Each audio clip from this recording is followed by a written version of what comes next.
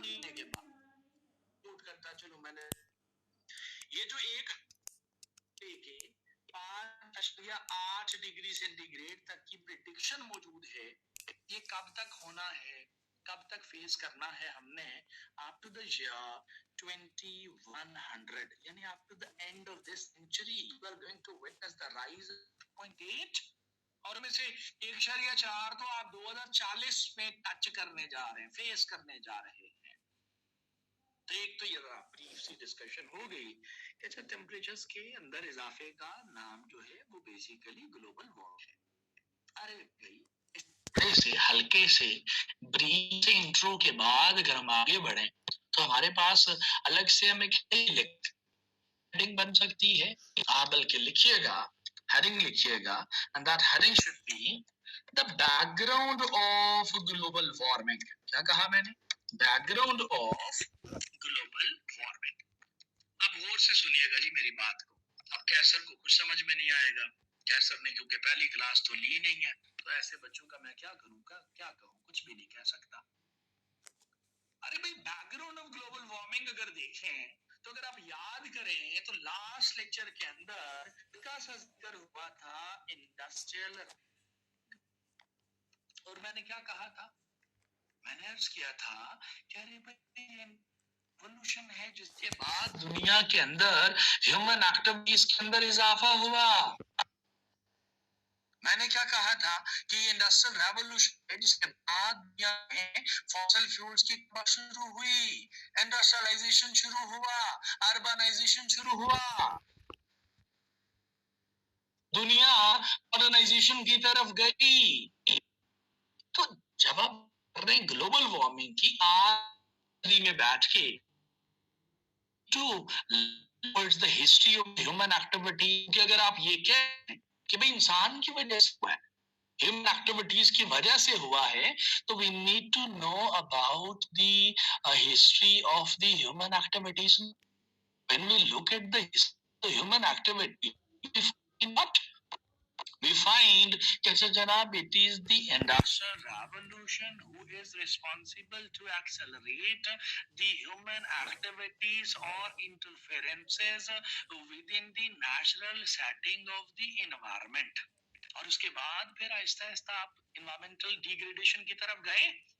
बल्कि क्या याद कर, मैं स्टेटमेंट बना आगे है जो आपने लिखनी है, इट स्टेटमेंट बनाता हूं। अरे भाई क्यों लिख लें कि इंडस्ट्रियल एंड एग्रीकल्चर, बस ये लाइन या स्पेंड लिखनी है आपने तो बैकग्राउंड बन जाएगा। Industrial and agricultural revolutions have contributed tremendously towards, इसको आप डिनाई सकते हैं।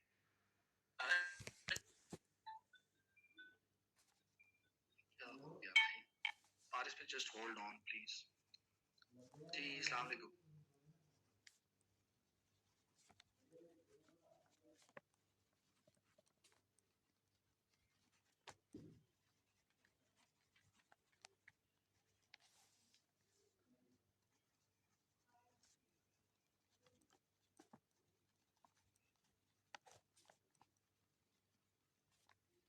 मैं क्या कह रहा था, contributed tremendously towards the social, economic, political and development की वर्ल्ड क्या दुनिया कल्चरली बेहतर हुई है, सोशली बेहतर हुई है, इकोनॉमिकली बेहतर, इंडस्ट्रियल रेवोल्यूशन की वजह से। लेकिन क्या हुआ साथ ही साथ, but due to these revolutions the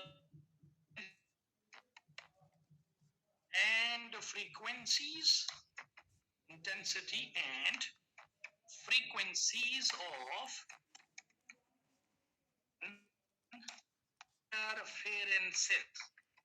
interferences and increased, which resulted into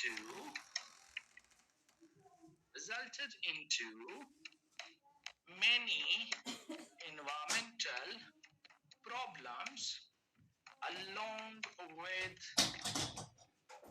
global warming. बस ये छोटी सी स्टेटमेंट ऐड कर ली और बैकग्राउंड का स्टेटमेंट बन गया। एग्जामिनर को पता चल जाएगा कि इसको स्टोरी का कहानी का पता है। तो क्या हुआ मैम? कहते हैं जनाब इंडस्ट्रियल रेवोल्यूशन की वजह से, एग्रीकल्चरल रेवोल्यूशन की वजह से दुनिया सोशली बेहतर हुई, इकोनॉमिकली बेहतर हुई, पॉलिटिकली बेहतर हुई, कल्चरली बेहतर हुई। लेकिन इसकी वजह से ह्यूमन इंटरफेरेंसेस हैं, उनकी इंटेंसिटी, उनकी फ्रीक्वेंसीज के अंदर इजाफा हुआ। और ये वो मुख्तलिफ इन एनवायरमेंट प्रॉब्लम्स में से एक कौन सा है? ग्लोबल वार्मिंग प्रॉब्लम है। एक बात हो गई। तो पार्टिसिपेंट्स हमने ग्लोबल वार्मिंग लिखा, उसमें उसको डिफाइन किया, टेम्परेचर की रेंजेस जो इंक्रीज होना है, टाइमलाइंस के साथ बात की, फिर हल्का सा जो है उसके ऊपर एक स्टांस जो है उसको हमने डेवलप किया। अब ये डेवलप करने के बाद अब हमें ये जानना है कि अरे भाई ये ग्लोबल वार्मिंग किसकी वजह से और कैसे कॉज हुआ है। अगर ये आप कह कि जी हुआ तो भाई क्या हुआ है, ह्यूमन एक्टिविटीज भाई कैसे इन्वॉल्व। तो दैट मीन्स कि अभी आप जो है इन हेडिंग जो है उसका इस्तेमाल ऑफ ग्लोबल वार्मिंग, मैं बोर्ड पे जगह बना रहा हूँ, आप लिखिएगा causes of. So when it comes to, क्या आप लिख रहे हैं? कॉजेज ऑफ ग्लोबल वार्मिंग लिख रहे हैं। सबसे पहले यहाँ पे लिख देता हूँ, हेडिंग बना रहा हूँ the causes of global warming. अरे भाई ये जो कॉजेज ऑफ ग्लोबल वार्मिंग है इसको अगर हम देखें तो भाई सबसे पहला कॉज जो हमें नजर आता है ग्लोबल वार्मिंग का, सबसे पहला कॉज, बुनियादी कॉज, अगर हम ये कहेंगे यही कॉज है तो गलत भी नहीं होगा, क्योंकि हर जगह पे ये नजर आएगा। और क्या बुनियादी कॉज है जी ग्लोबल वार्मिंग का? अरे भाई पहला कॉज जो है that is about green house gases. Okay, greenhouse gases are the cause to the global warming. अरे भाई क्या मतलब ये ग्रीन हाउस गैसेस? ये कौन सी गैसेस होती हैं जिनको हम ग्रीन हाउस गैसेस कहते हैं? रिमेंबर दैट पार्टिसिपेंट्स, इसमें कोई शक नहीं है कि कोई भी पोल्यूशन जब अपनी एक खास लेवल को एक्सीड करता है तो वो इन्वायरमेंट के लिए या हमारे लिए नुकसानदेह रहता है। लेकिन ये कोई हार्ड एंड फास्ट रूल नहीं है कि तमाम के तमाम जो इमिशंस हैं, पॉल्यूटेंट्स हैं, उनका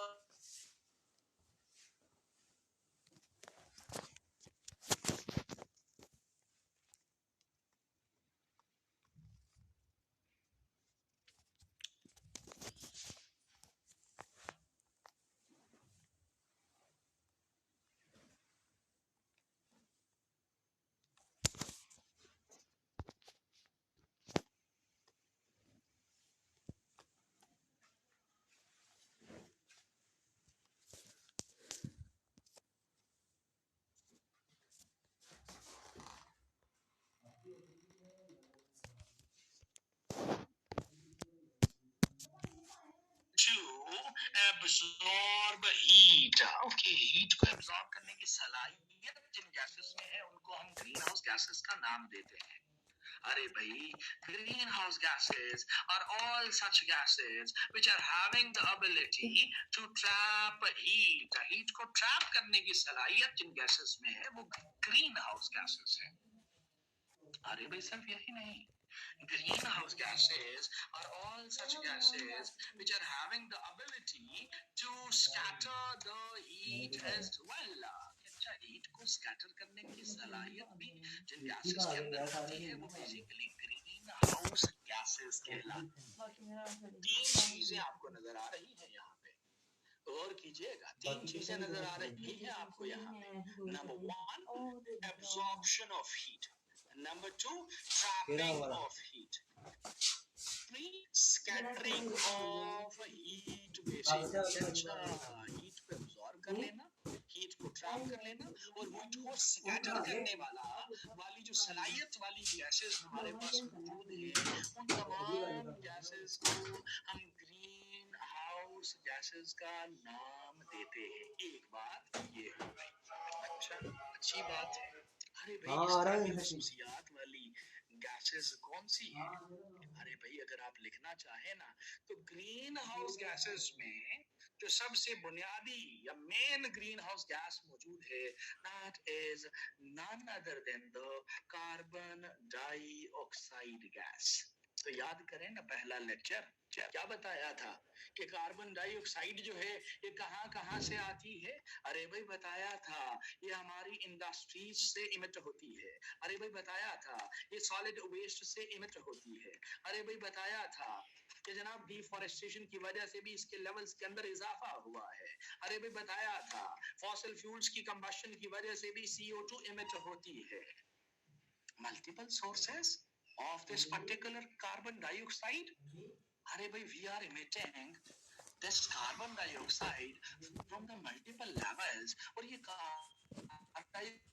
ग्रीन हाउस गैस है, ये यहाँ से इमिट होके अरे भाई कहाँ पे दाखिल हो रही है जनाब? हमारे एटमॉस्फेयर में दाखिल हो। एक तो है वो एयर पोल्यूशन था, अभी हम इसको नेक्स्ट लेवल पे लेके जाएंगे। अच्छा, कार्बन डाइऑक्साइड यहाँ पे चली गई। एक चीज, अरे भाई गैस है ना, coming from the multiple sources, यकीन मानिए इसका सबसे ज्यादा कंट्रीब्यूशन है towards the global warming।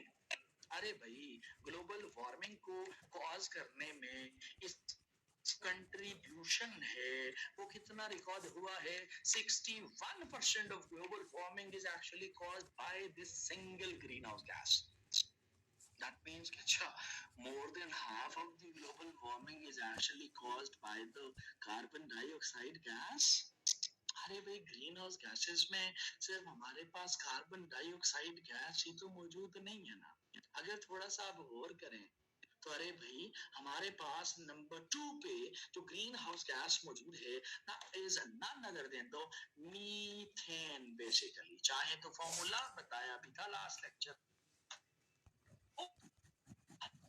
है ये मीथेन बताया था ना। फर्टिलाइजर्स हैं, फर्टिलाइजर इंडस्ट्री है, बताया था जो ऑर्गेनिक वेस्ट है। अरे भाई, इन तमाम सोर्सेस से मीथेन इमिट हो रही है। बताया था ना, ये जो पेस्टिसाइड इंडस्ट्रीज हैं वहां से भी मीथेन आ रही है। अच्छा जनाब, मीथेन आ तो रही है, मीथेन आके प्रोड्यूस होके इमिट होके कहाँ पे दाखिल हो रही है जनाब? ये हमारे एटमॉस्फेयर में दाखिल हो रही है, यानी कि एटमॉस्फेयर में दाखिल हो रही है। तो जब एटमॉस्फेयर में दाखिले की आप बात कर रहे हैं तो ये जहन में रखिएगा कि भाई ये मीथेन गैस जो है ये ऐसी गैस है जिसके अंदर पोटेंशियल है कि वो हीट को एब्जॉर्ब, ट्रैप और स्कैटर कर सकती है। ये याद रखिएगा, शुरू में बता दिया गया। और यकीन मानिए, अगर इसके कंट्रीब्यूशन को देखा जाए, ग्लोबल वार्मिंग को कॉज करने में इसके कंट्रीब्यूशन को देखा जाए, तो it is responsible to contribute towards the global warming की तरफ इसके कंट्रीब्यूशन को अगर आप लिखना चाहें तो जनाब 15% global warming is caused by the methane gas which is coming from the multiple sources. अरे भाई, सिर्फ यही तो नहीं है ना, खुदा आपका हामी और नासिर हो। पार्टिसिपेंट्स, मीथेन के अलावा अगर देखें तो तीसरे नंबर पे जो मेन ग्रीन हाउस गैस हमारे पास मौजूद है ना, is none other than the chlorofluorocarbons, CFCs। अरे भाई, अगर आप याद करें ना तो मैंने शायद बताया हो कि एयर कंडीशनर से आती है, शायद बताया हो कि रेफ्रिजरेटर्स से प्रोड्यूस होती है, शायद बताया हो मैन्युफैक्चरिंग ऑफ फॉर्म्स जो है वहां से इमिट होती है, शायद बताया हो कि स्प्रे कैन्स से प्रोड्यूस होती है। बताया हो, एरोसोल्स, प्रोपेलेंट्स जो हैं उनसे प्रोड्यूस होते हैं। अरे भाई there are many sources of the chlorofluorocarbons as well. Aerosols मौजूद है जहां से क्लोरोफ्लोरोकार्बन्स इमिट हो रहे हैं। अच्छा जी, क्लोरोफ्लोरोकार्बन इमिट हो रहे हैं तो इमिट होके अरे भाई ये कहाँ पे जमा हो रहे हैं? अरे भाई हमारे एटमॉस्फेयर में ये CFCs दाखिल हो गए, इनकी कॉन्सेंट्रेशन बढ़ गई और याद रखिएगा इनके अंदर पोटेंशियल है कि ये हीट को ट्रैप कर सकते हैं। याद रखिएगा ये हीट को एब्जॉर्ब कर सकते हैं। याद रखिएगा ये हीट को स्कैटर करने की सलाहियत भी रखते हैं। But as far as the contribution of the CFC is concerned towards the global warming, तो अरे भाई ग्लोबल वार्मिंग को कॉज करने में जो क्लोरोफ्लोरोकार्बन्स का कंट्रीब्यूशन हमें नजर आता है, कंट्रीब्यूशन नजर आता है, that is 11%. Okay, 11% global warming chlorofluorocarbons की वजह से हुआ है। और ग्रीन हाउस गैसेस में सिर्फ ये 3 गैसेस तो शामिल नहीं है भाई। थोड़ा सा अगर आप गौर करें, खुदा आपको गौर करने की तौफीक अता फरमाए, तो अरे भाई जो have another green house gas number 4 पे अगर आप लिखना चाहें तो हमारे पास नाइट्रस ऑक्साइड गैस भी मौजूद है, N2O जो है ये भी मौजूद है। अच्छा, N2O कहाँ से? अरे भाई फर्टिलाइजर इंडस्ट्री से, अरे भाई फर्टिलाइजर्स से, अरे भाई फर्टिलाइजर्स के अलावा अगर देखें तो हमारे पास पेस्टिसाइड इंडस्ट्री से, अरे भाई इसके अलावा अगर देखें तो ऑर्गेनिक वेस्ट से या गार्बेज डंप्स से नाइट्रस ऑक्साइड प्रोड्यूस होती है। अरे भाई ये भी प्रोड्यूस होके कहाँ पे दाखिल हो रही है जनाब? हमारे एटमॉस्फेयर में दाखिल हो रही है। और याद रखिएगा कि ये भी ऐसी गैस है जिसके अंदर पोटेंशियल है कि जनाब हीट को एब्जॉर्ब और स्कैटर करने की सलाहियत रखती है। और इसके कंट्रीब्यूशन को देखें ना तो यकीन मानिए जो नाइट्रस ऑक्साइड गैस है इसका जो कंट्रीब्यूशन है टुवर्ड्स द ग्लोबल वार्मिंग, अगर इसके कंट्रीब्यूशन को देखें, इसके कंट्रीब्यूशन को देखें तो दैट इज 4%, 4% इसका कंट्रीब्यूशन है। अरे भाई ये जो परसेंटेज लिखी हुई है मैंने जमा के देखें जवाब क्या आ रहा है। 61% एक है, फिर 15% दूसरा है, फिर 11% तीसरा है, फिर 4% चौथा नजर आ रहा है। अच्छा जी, तो कितना कंट्रीब्यूशन बना जरा? अच्छा 91% कंट्रीब्यूशन बना। ग्लोबल वार्मिंग जो है 91% जो ग्लोबल वार्मिंग है, 91% ग्लोबल वार्मिंग है, that is contributed by these 4 gases। तो भाई गुजारिश मेरी सुने ना पार्टिसिपेंट्स, तो इनको कम कर लेना, इनकी लेवल्स को कम कर लेना, इनके एमिशंस को रिड्यूस कर लेना, तो ग्लोबल वार्मिंग ऑटोमेटिकली हो जाएगा।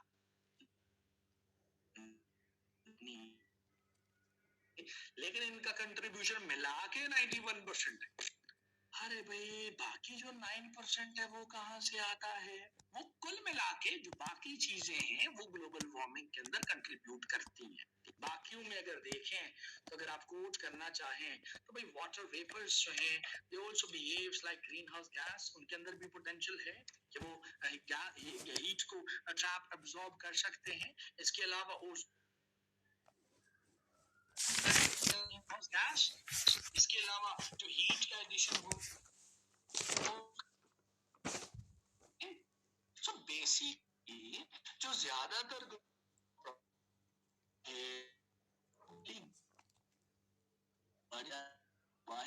बात हमने ये एस्टैब्लिश की। अच्छा कैसे हुआ है?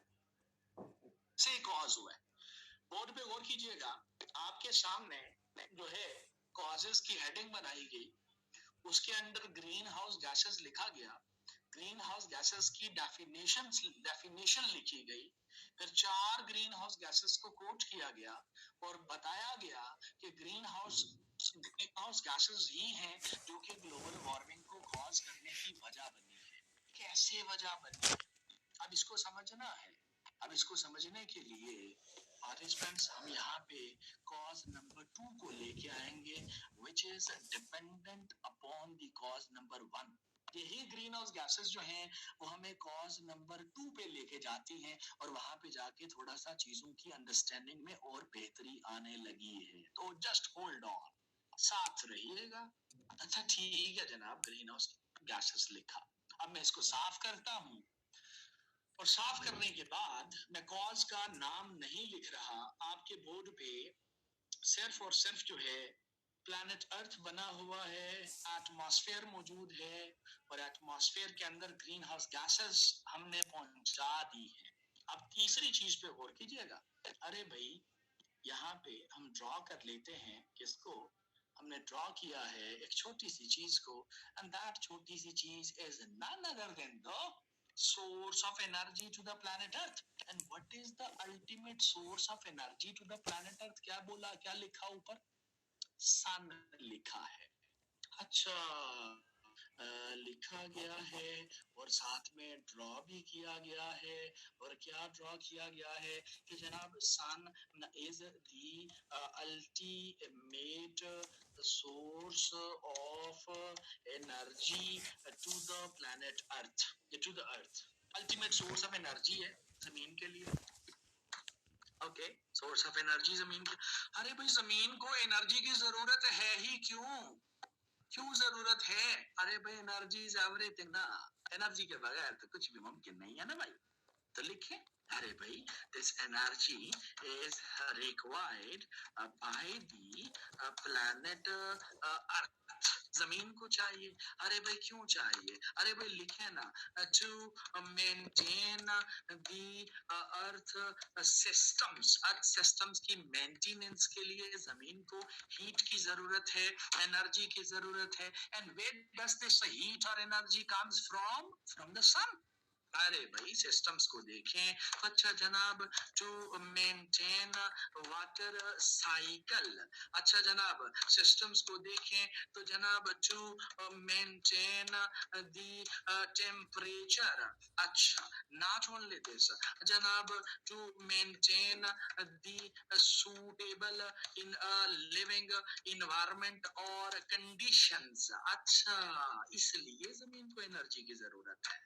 सिर्फ यही नहीं, अरे भाई to maintain what participants, overall जो जमीन के ऊपर एक्टिविटीज हैं, ओवरऑल जो क्लाइमेट है जमीन का, उस क्लाइमेट की मेंटेनेंस के लिए भी जमीन को हीट की जरूरत है, एनर्जी की जरूरत है। And from where this energy comes from? From the sun. अच्छा ठीक है जी, जमीन को हीट की जरूरत है, एनर्जी की जरूरत है, और ये हीट, ये एनर्जी सूरज से जमीन की तरफ आ रही है। देखें ना जी, ये देखें सूरज से जमीन की तरफ जो है वो हीट आ रही है, सूरज से जमीन की तरफ जो है वो एनर्जी आ रही है। अच्छा जनाब ये जो एनर्जी सूरज से जमीन की तरफ आ रही है, अरे भाई ये किस सूरत में आ रही है? अच्छा जनाब हम लिख लेते हैं छोटी सी बात कि सूरज से जमीन की तरफ सोलर रेडिएशंस आ रही है। अच्छा जनाब ये जो सोलर रेडिएशंस आ रही हैं जनाब, ये एटमॉस्फेयर से को रास्ते के तौर पे इस्तेमाल करती हैं, एटमॉस्फेयर के साथ इंटरैक्ट करती हैं, एटमॉस्फेयर से गुजर के जमीन की तरफ आ। अच्छा एटमॉस्फेयर से गुजर के आ रही हैं, ओके। अरे भाई अगर एटमॉस्फेयर से इनका गुजर हो रहा है तो हमने क्या कहा है कि एटमॉस्फेयर में क्या मौजूद है? ग्रीन हाउस गैसेस मौजूद है। अरे भाई इस आने वाली हीट को, इस आने वाली हीट की कुछ अमाउंट को ग्रीन हाउस गैसेस जो हैं वो अपने अंदर एब्जॉर्ब कर लेती है। अच्छा गौर से सुनिएगा, इस आने वाली हीट को, इस आने वाली हीट से कुछ अमाउंट ऑफ एनर्जी जो है वो ग्रीन हाउस गैसेस अपने अंदर एब्जॉर्ब कर लेती है। अच्छा ठीक हो गया, एब्जॉर्प्शन हो गई। अरे भाई एब्जॉर्ब होने के बाद ये तमाम की तमाम सोलर हीट जो है वो जमीन पे पहुंचती है लाइक दिस, वो जमीन पे पहुंचती है लाइक दिस, वो जमीन पे पहुंचती है लाइक दिस। अब जमीन पे मुख्तलिफ चीजें मौजूद हैं, जमीन पे पहाड़ भी है, समंदर भी है, जंगलात भी है, इंफ्रास्ट्रक्चर भी है। अरे भाई ये तमाम की तमाम जो सोलर हीट आ रही है, जमीन इसको क्या करती है? अरे भाई यहाँ पे एब्जॉर्प्शन ऑफ हीट ने होना होता है। ओके, हीट आई, जमीन के सरफेस पे पहुंची, जमीन ने इस आने वाली हीट को अपने अंदर एब्जॉर्ब करना शुरू कर दिया। अच्छी बात है, एब्जॉर्प्शन हुई।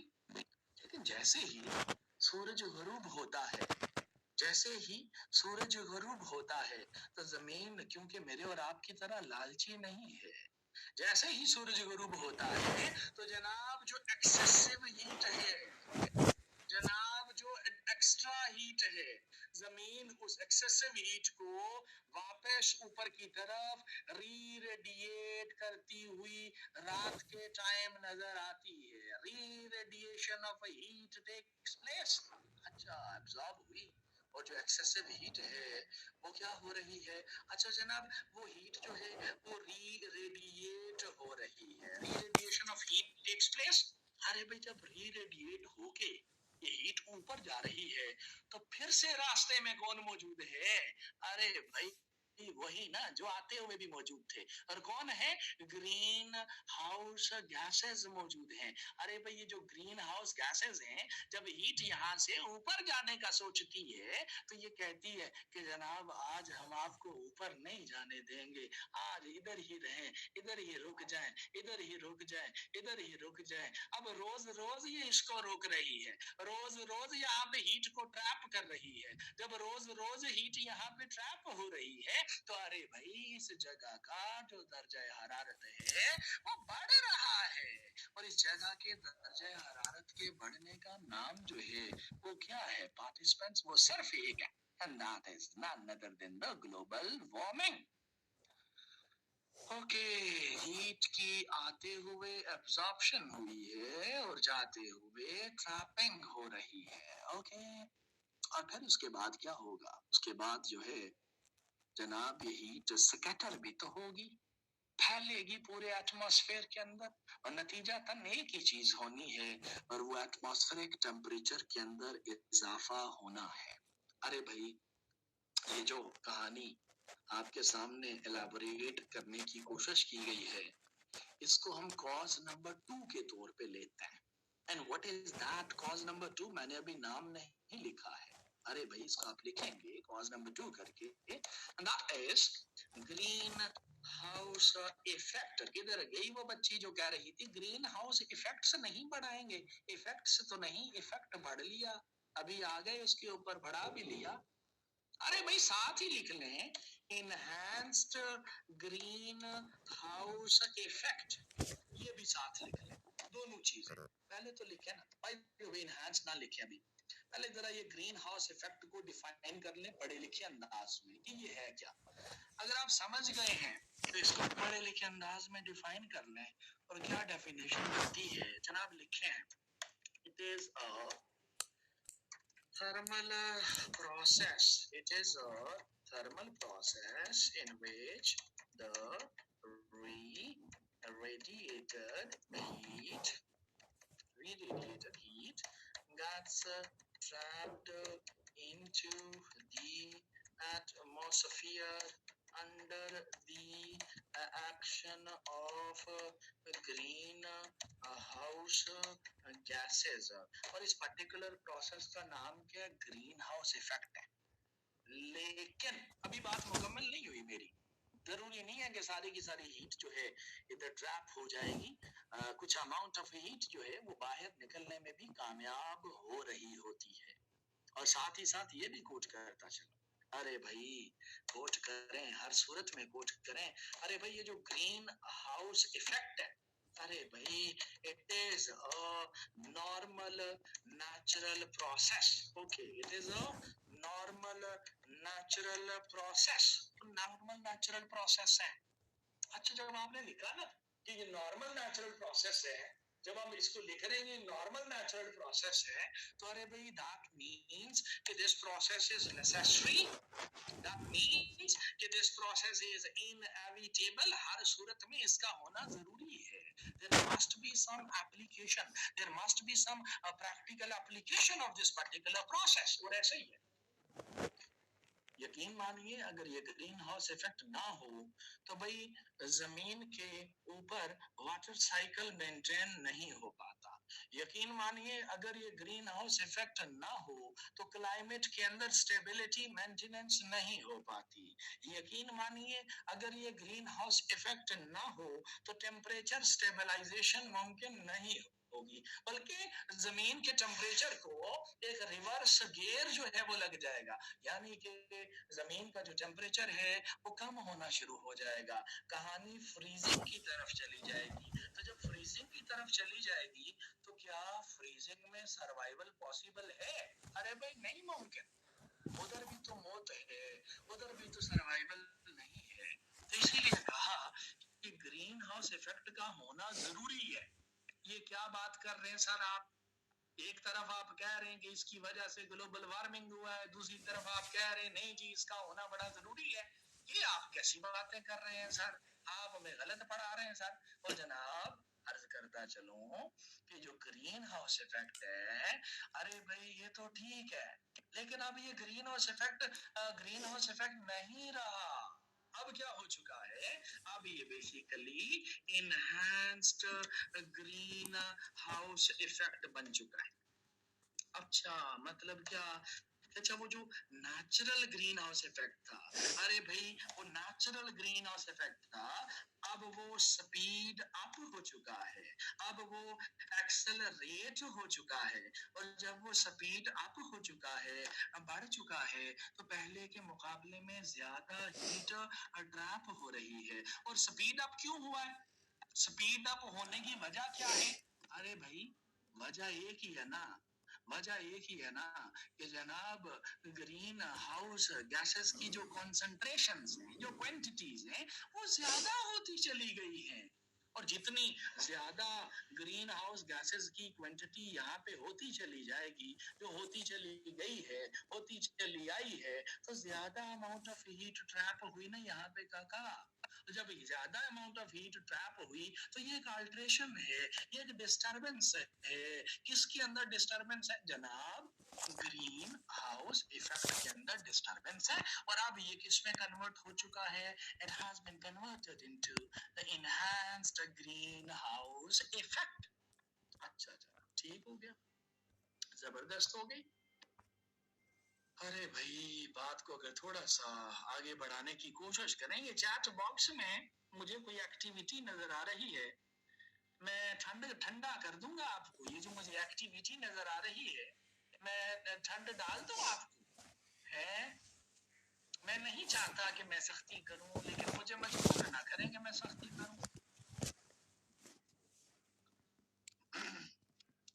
अच्छा अब थोड़ा सा अगर आगे बात को बढ़ाएं तो जनाब ठीक है, एनहांस्ड ग्रीन हाउस इफेक्ट भी हुआ, लेकिन पार्टिसिपेंट्स यू सी कि ग्लोबल वार्मिंग का के कॉजेज में सिर्फ ग्रीन हाउस इफेक्ट और ग्रीन हाउस गैसेस ही शामिल नहीं है। We do have other causes as well. I'm coming to another cause. And that's another cause जो अभी मैं डिस्कस करने जा रहा हूँ participants. That is none other than the number 3 पे रख रहा हूँ. That is none other than the depletion of ozone layer. Depletion of ozone layer. अच्छा, डिप्लीशन ऑफ ओजोन लेयर की वजह से भी दुनिया में ग्लोबल वार्मिंग हुआ है। अच्छा ठीक है, हुआ है, जरा पहले देखें तो सही कि ये डिप्लीशन ऑफ ओजोन लेयर क्या है। हाँ, आसिम अली खान मुझे डायरेक्ट मैसेज करके कह रहे हैं कि सर काइंडली सन वाला पोर्शन रिपोर्ट करें प्लीज, मेरा कनेक्शन कट हुआ था, तो मेरी गलती थी। मैं यहाँ पे आसिम अली खान बादाम खा के बैठा है। जरा तन मैं किया खा, ओ किया खा मैं तुम ਤੁਹਾਨੂੰ ਸਮਝ ਕਿਉਂ ਨਹੀਂ ਆਉਂਦੀ ਗੱਲਾਂ ਦੀ ਹੈ ਉਹ ਆਸਮ ਸਾਹਿਬ ਉਹ ਤੁਸੀਂ ਕਿੱਥੇ ਹੋ यार क्या है मतलब क्या आसम साहब हंस लो थोड़ा जा हंस लो ना पढ़ लिया सी थोड़ा जा हंस भी लो हंस लो मैं भी तक तुसी अपने इनसाइजर्स कट के हंस रहे हो हैं सामने वाले दंद नहीं जड़े होंगे उन्होंने इनसाइजर कहते हैं बाय द वे बच्चे यहाँ पे पंजाबी जबान बोल रहा हूँ तो बच्चे कह रहे होंगे सर ये पंजाबी में क्यों माजरत करता हूँ कि आपसे कर रहे हैं तो है जी मदद करो ठीक मैं पंजाब से नहीं हूँ फिर भी पंजाबी बोलता हूँ और मैं कुछ तो भी बोलने की कोशिश करता हूँ लेकिन मुझे आती नहीं अब मैं क्या करूँ ठीक चले चले चल मैं आपने क्या करना है आप किधर पढ़ो मैं जहाँ से भी मैं पाकिस्तान में रहता हूँ जी और किधर रहता हूँ वेल डियर स्टूडेंट्स चलें जी आगे बढ़ते हैं जी चलें जी आप हंस लिया आपने वापस आ जाए क्लास में ओके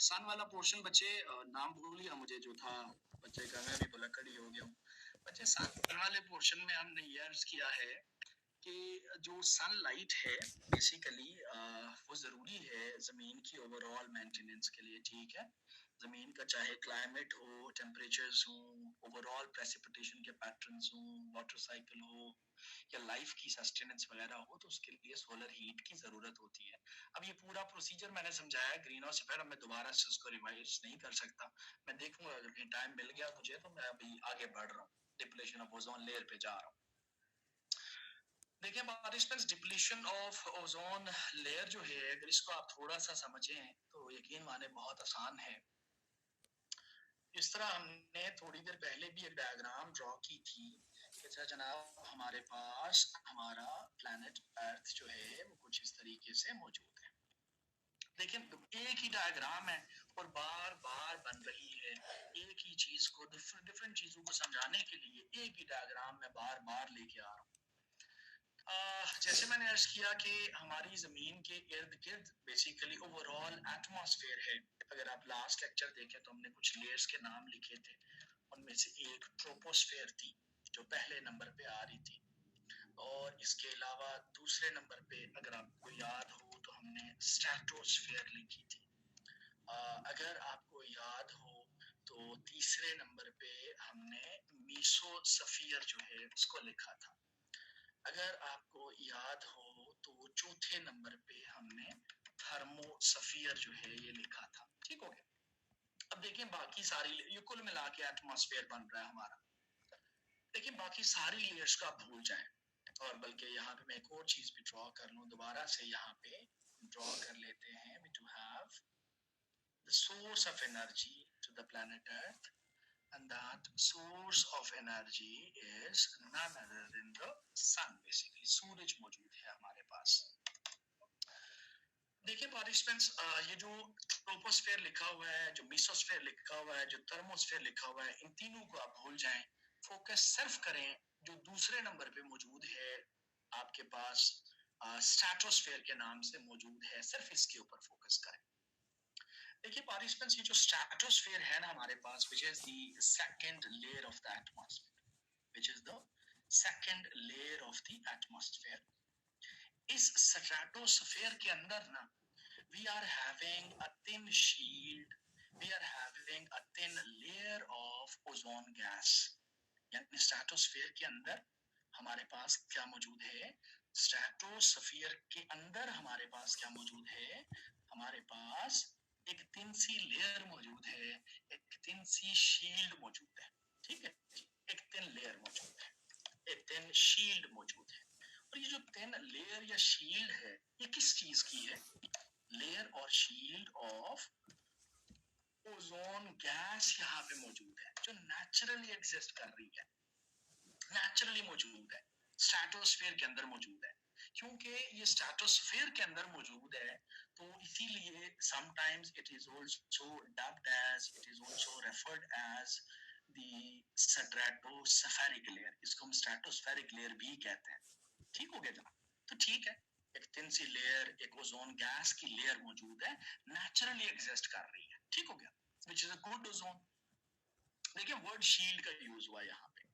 अरे भाई ये जो ओजोन लेयर है ना यहाँ पे, ये हमारे लिए अच्छी चीज है। क्यों अच्छी चीज इसको कह रहे हैं? क्योंकि ये हमें प्रोटेक्ट करती है। It is a protective layer. देखें, बात को अंडरस्टैंड कीजिएगा। जो सोलर रेडिएशंस सूरज से आ रही हैं, अरे भाई सारी की सारी जो सोलर हीट जमीन की तरफ आ रही है, उस सब को हम बर्दाश्त नहीं कर सकते। तो यहाँ पे ओजोन गैस की एक लेयर मौजूद है which is mainly responsible for the filtration purpose। अच्छा, फिल्टर करती है, किस चीज को फिल्टर करती है? अरे भाई it is responsible for the filtration of ultraviolet radiations. अच्छा, बल्कि यूं लिखें सोलर रेडिएशंस। सोलर रेडिएशंस को फिल्टर करती है, और फिल्टर करके specifically it prevents the entry of UV rays towards the planet. UV rays को जमीन पे आने से रोकती है, यूवी रेज को जमीन पे नहीं आने देती। ऑब्वियसली खुद सोचें, अरे भाई यूवी रेज अगर जमीन पे आ जाएंगी ना, ये उनको रोकती है कि तुम्हें तुम्हारी जरूरत ही नहीं है, वो नीचे ऊपर ही रहो, ऊपर ही रहो। क्यों? अरे भाई ये यूवी रेज अगर जमीन पे आ जाए ना, तो यकीन माने हमें स्किन कैंसर हो जाएगा। अगर ये यूवी रेज जमीन पे आ जाए ना, तो यकीन माने प्लांट्स को आग लग जाएगी। अरे भाई अगर ये यूवी रेज जमीन पे आ जाए ना, तो हमारी आंखें जो है वो मुतासर हो जाएंगी। अगर ये यूवी रेज जमीन पे आ जाए ना, तो भाई जानवर भी मुतासर हो जाएंगे। अरे भाई अगर यूवी रेज जमीन पे आ जाए ना, तो जमीन के ऊपर जो हीट का कंटेंट है उसके अंदर इजाफा हो जाएगा। इसका मतलब ये होगा कि जो ओजोन लेयर है ये तो बड़ी अच्छी चीज है जो कि फिल्टर कर रही है सोलर रेडिएशंस को, और ये यूवी रेज को जमीन पे आने से रोकती है। अच्छी बात है, अच्छी चीज है, इसीलिए हम इसको कहते हैं प्रोटेक्टिव लेयर है, प्रोटेक्टिव शील्ड है। लेकिन बात इसमें यकीन मानिए, मेरी और आपकी एक्टिविटीज की वजह से ये ओजोन लेयर भी नहीं बची। ये जो ओजोन लेयर है ना, ये जो ओजोन लेयर है, अरे भाई इसकी थिकनेस जो है, इसकी जो थिकनेस है, मोटाई है, उसके अंदर कमी आई है। और जब कमी आई तो उसको हमने कहा ओजोन डिप्लीट हुई है। बल्कि ऐसे करते हैं, थोड़ा सा तारीख को अपना हिस्सा बना लेते हैं डिस्कशन का। देखें गौर कीजिएगा, मोलिना एंड शेरवुड, दो बेसिकली हमारे पास ब्रिटिश साइंटिस्ट थे, मोलिना एंड शेरवुड। मौलाना फजल रहमान से याद रखें, मोलिना शीरी रहमान से याद रखें, Sherwood. They were the British scientist and back in the 1973 1973 में they were the people, they were the guys जिन्होंने पहली मर्तबा ओजोन डिप्लीशन को रिपोर्ट किया था। ओजोन डिप्लीशन को रिपोर्ट किया था। बेसिकली अनइंटेंशनली हुआ था। साइंस में ऐसे भी बड़ी बड़ी बातें, चीजें जो है वो ऐसे ही हुई हैं। साइंसदान काम कुछ और कर रहे होते हैं और बन कुछ और जाता है। ये भी बेसिकली ऐसे ही हुआ इनके साथ भी। इनका अपना प्रोजेक्ट था, basically green house gases atmosphere के ऊपर काम कर रहे थे, पोल्यूटेंट्स के ऊपर। एंड इवेंचुअली दे फाउंड कि ओजोन लेयर जो है वो डिप्लीट हो रही है, कम हो रही है। तो they reported this information to the higher authorities कि जनाब हमें ये देखने को मिला है। और हायर अथॉरिटीज को जब 1973 में इन्होंने इन्फॉर्म किया, तो हायर अथॉरिटीज ने वही किया जो हमेशा से करते, अच्छा ठीक है हो रही होगी, हमें क्या। तो फिर हमने देखा कि भाई बैक इन द 1985 एक सर्वे आया जिसको हम कहते हैं ब्रिटिश एंटार्क्टिक सर्वे, आजकल भी आया करता है ये। और इस सर्वे में जो 1985 मैंने कहा है, 1985 में आया, और इसमें ओजोन डिप्लीशन को तस्लीम किया गया, मान लिया गया कि अच्छा हाँ वाकई में ओजोन डिप्लीशन जो है वो हो रही है, वाकई में उसके अंदर कमी आ रही है, वाकई में उसका डायमीटर कम हो रहा है। जब आपने मान लिया तो आप डर गए, आप खौफ का शिकार हो गए, हो ये तो काम खराब है, इसको तो ठीक करना पड़ेगा। और फिर आपने क्या किया? अरे भाई फिर आपने 1987 के अंदर ओजोन डिप्लीशन को काउंटर करने के लिए, कंट्रोल करने के लिए एक इंटरनेशनल ट्रीटी डिजाइन किया, मॉन्ट्रियल प्रोटोकॉल के नाम से, जो हमारे सिलेबस का हिस्सा है, उसको हमने पढ़ना है अलग से। जहां पे दोबारा ये ओजोन डिप्लीशन आपकी ज़ेरे बहस आएगी। और फिर हमने इसी मॉन्ट्रियल प्रोटोकॉल को हमने 1989 के अंदर जो है इन्फोर्स किया, जिसकी इन्फोर्समेंट आज भी चल रही है, आज भी इन्फोर्स्ड है। क्या है इन्फोर्समेंट हुई है, क्या फायदा हुआ है इसका, ये हम अलग पढ़ेंगे, मॉन्ट्रियल प्रोटोकॉल पूरा टॉपिक है। लेकिन अभी जो पॉइंट ऑफ डिस्कशन हमारा है, खुदा आपको गौर करने की तौफीक अता फरमाए, तो टॉपिक चल रहा है ग्लोबल वार्मिंग। तो जनाब ओजोन डिप्लीशन जब हुई तो उसकी वजह से ग्लोबल वार्मिंग कहाँ कॉज हुआ, कैसे कॉज हुआ? अरे भाई देखें ना, सामने नजर नहीं आ रहा क्या?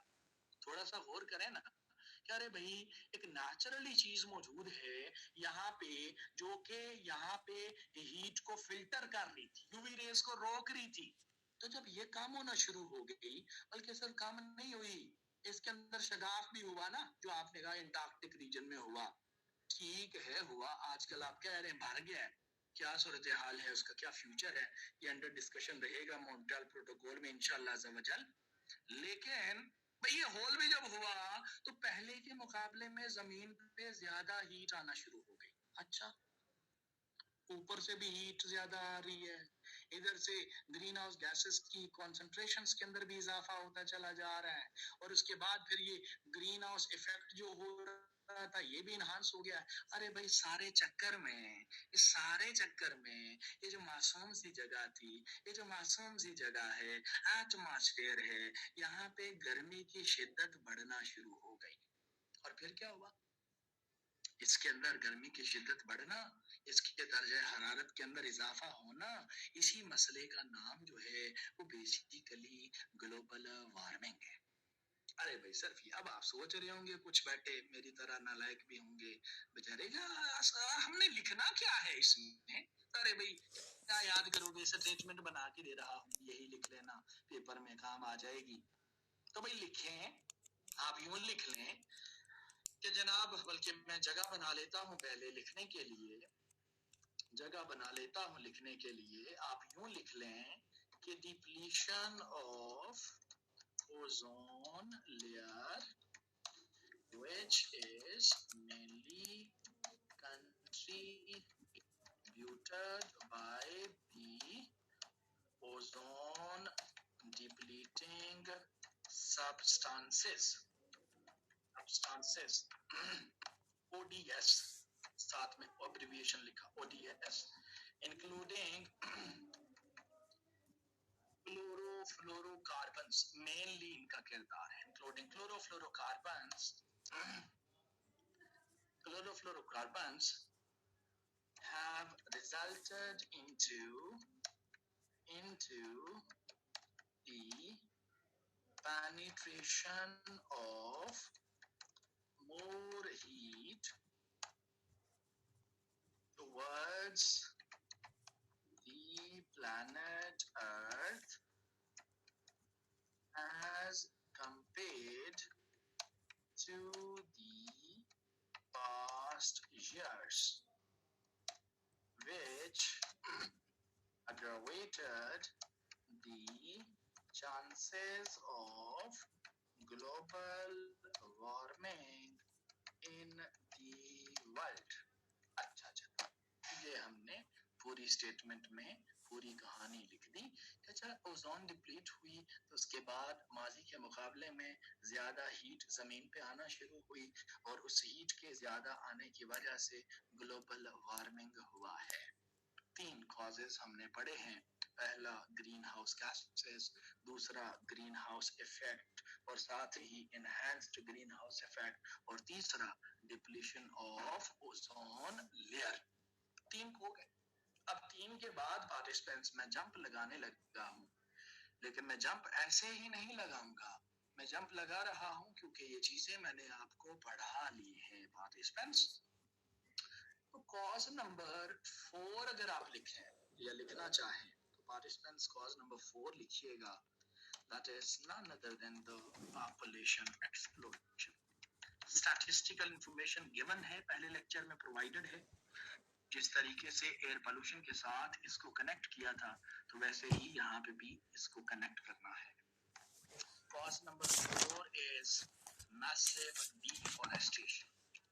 स्टैटिस्टिकल इंफॉर्मेशन गिवन है, जिस तरीके से पॉल्यूशन के साथ कनेक्ट किया था उसी तरीके से इसके साथ भी कनेक्ट करना है। Rapid urbanisation, statistical information given है, जिस तरीके से एयर पोल्यूशन के साथ कनेक्ट किया था वैसे ही कनेक्ट करना है। Cause number 7, rapid industrialisation. I quoted number of industries in the previous lecture and today as well. तो उनके ऊपर अलग से एक पैराग्राफ बनाना है। नंबर 8 पे अगर देखें तो you may add the domestic appliances, जो मैंने क्लोरोफ्लोरोकार्बन्स वगैरह ऐड किए, उसके सोर्सेज बताएं, इसके ऊपर भी इसको भी लिखा जा सकता है। नंबर 9 अगर देखें तो यहाँ पे वोल्केनिज्म जो नेचुरल कॉज है, मेनली हीट का एडिशन है, वहां से उसको लिखा जा सकता है। नंबर 10 पे इफेक्ट भी है लेकिन कॉज भी है, at the same time wild Fyers mainly heat है। अब इन तमाम चीजों को मैं आपके सामने एलैबोरेट करके आ चुका हूँ। अगर आप याद करें पहले लेक्चर को तो जनाब ये वो कॉजेज हैं जो कॉमन हैं, ग्लोबल वार्मिंग को कॉज करने में भी, क्लाइमेट चेंज को भी कॉज करने में और एयर पोल्यूशन को भी कॉज करने में। तो जनाब ये प्रॉब्लम जो है ये कॉजेज पे हमारा पहुंच चुका है, कॉजेज तक हमने कहानी को पढ़ लिया है। तो जी जनाब क्या हाल है आपके, खैरियत से हैं, ठीक ठाक हैं?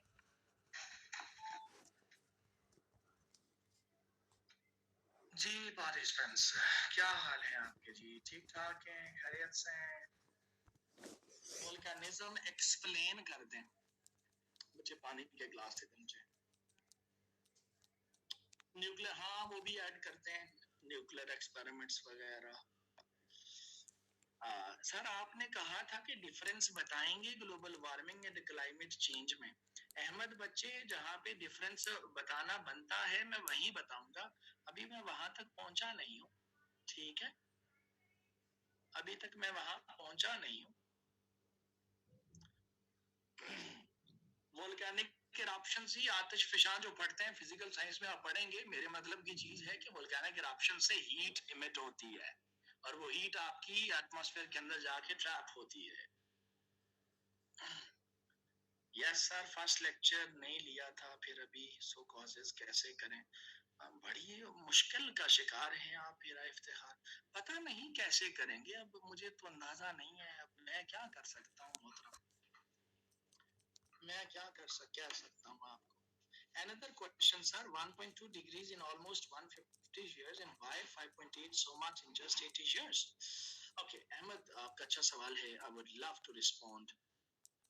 अहमद बच्चे लोग जो 1.2 का फिगर, अब रुक जाए अहमद के सवाल का मैं जवाब दे दूं फिर मैं आगे आऊंगा, ऐसे आप सारे करते रहेंगे तो क्वेश्चन ऊपर चले जाएंगे और मैं तो बहुत ही सुस्त इंसान हूँ, मैं इसको जो है ना वो नीचे का ऊपर करके सवाल ढूंढने से रहा, तो पहले जरा मैं अहमद का सवाल एड्रेस कर लूं। अहमद बच्चे पहली बात ये है कि 1.2 डिग्री सेंटीग्रेड लिखवाया इजाफा हो चुका है, ठीक है, और दूसरा इजाफा मैंने कोट किया as per NASA 1 degree centigrade, ठीक है, लेकिन दोनों की टाइम लाइन डिफरेंट थी। अगर आप याद, नासा का था 120 इयर्स और आईपीसीसी जो है वो 1850 से आगे बढ़ रहा है बेसिकली, राइट, यानी नासा सॉरी आईपीसीसी की टाइम लाइन यानी नंबर ऑफ इयर्स ज्यादा है। सो एक तो शुरू में ये क्लियर कर लें अहमद कि जो ज्यादा इजाफा हुआ है वो आपकी पास्ट 120 इयर्स में हुआ है, और अब फर्दर ज्यादा इजाफा होने की जरूरत वजह क्या है, देखें it is all about the development, जितनी तेजी से दुनिया में तरक्की हो रही है, जितनी तेजी से इंसान जो है वो अपने आप को बेहतर कर रहा है, अर्बन एक्टिविटी हो रही है, आबादी बढ़ रही है, तो ऑटोमेटिकली चीजें बहुत तेजी से हो रही है। ठीक हो गया अहमद, को समझ में आया?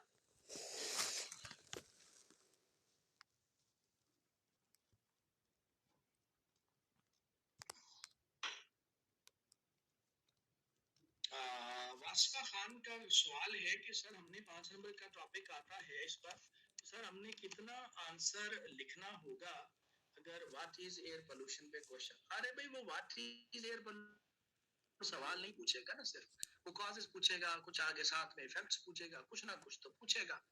सफ़े वाली बात नहीं है यहाँ पे, ये आपके लिखने की टेक्निक है, आप लिखते कैसा हैं। वास्फ़ा खान जो स्किल है, जो आपको सीखनी पड़ेगी कि आप जो है कैसे क्वालिटेटिव लिखते हैं। Getting my point? बड़ी-बड़ी बातों को छोटे-छोटे अंदाज़ में, हल्के अंदाज़ में कैसे कन्वे करना है, या आप इस है बच्चे।